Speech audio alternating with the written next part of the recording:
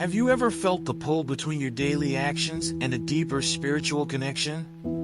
Leviticus 09 unveils the fascinating journey of Aaron and his son's consecration, illustrating that the path to spiritual fulfillment involves sacrifice, cleansing, and atonement, concepts that resonate powerfully even today.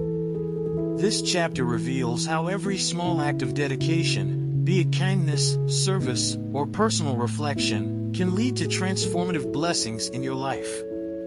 Are you ready to explore how these ancient rituals can illuminate your own journey toward purpose and connection? So, let's read the chapter together. On the 8th day Moses summoned Aaron and his sons and the elders of Israel. He said to Aaron, "Take a bull calf for your sin offering and a ram for your burnt offering, both without defect, and present them before the Lord. Then say to the Israelites, take a male goat for a sin offering, a calf and a lamb, both a year old and without defect, for a burnt offering, and an ox and a ram for a fellowship offering to sacrifice before the Lord, together with a grain offering mixed with olive oil. For today the Lord will appear to you." They took the things Moses commanded to the front of the tent of meeting, and the entire assembly came near and stood before the Lord. Then Moses said, "This is what the Lord has commanded you to do, so that the glory of the Lord may appear to you." Moses said to Aaron, "Come to the altar and sacrifice your sin offering and your burnt offering and make atonement for yourself and the people. Sacrifice the offering that is for the people and make atonement for them, as the Lord has commanded." So Aaron came to the altar and slaughtered the calf as a sin offering for himself. His sons brought the blood to him, and he dipped his finger into the blood and put it on the horns of the altar. The rest of the blood he poured out at the base of the altar. On the altar he burned the fat, the kidneys, and the long lobe of the liver from the sin offering, as the Lord commanded Moses. The flesh and the hide he burned up outside the camp. Then he slaughtered the burnt offering. His sons handed him the blood, and he splashed it against the sides of the altar. They handed him the burnt offering piece by piece, including the head, and he burned them on the altar. He washed the internal organs and the legs and burned them on top of the burnt offering on the altar.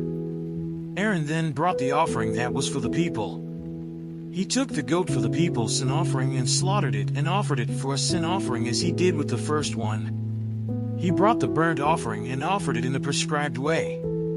He also brought the grain offering, took a handful of it and burned it on the altar in addition to the morning's burnt offering.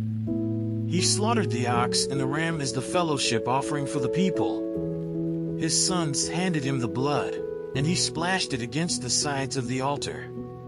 But the fat portions of the ox and the ram, the fat tail, the layer of fat, the kidneys, and the long lobe of the liver, these they laid on the breasts, and then Aaron burned the fat on the altar.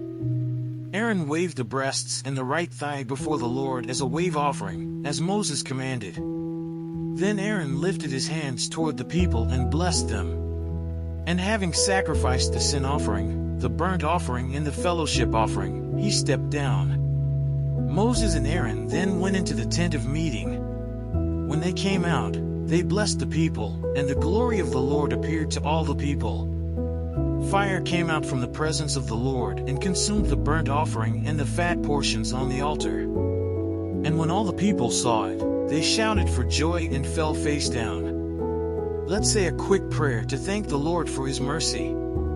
But first, if you found value in this exploration, consider subscribing to the channel and turning on notifications. This way, you won't miss out on more insights that can help you grow and transform your life. Hey God, thank you for the insights and wisdom we've gained from this study of Leviticus. We appreciate the lessons of sacrifice, cleansing, and atonement that guide us on our spiritual journey. Help us to carry these teachings into our daily lives, using them to foster deeper connections with you and those around us. Give us the strength and courage to apply this knowledge, transforming our hearts and actions. We're grateful for your guidance and love. Amen. As we reflect on the profound lessons from Leviticus 09, it becomes clear that embracing the journey of sacrifice and atonement can profoundly impact our lives. What small changes could you make today that would pave the way for deeper spiritual blessings tomorrow? Think about it, whether it's dedicating a few minutes each day for self-reflection or extending a hand to someone in need, every effort counts. Your willingness to engage in these acts not only enhances your life, but also creates a ripple effect, inspiring others to seek their own spiritual journeys. Are you ready to take that next step? Perhaps it's time to reassess your daily routines and identify how you can incorporate these principles into your life. The wisdom of the past has much to offer, and now is the moment to apply it. And, as always, don't forget to check the last video and learn more about the scriptures.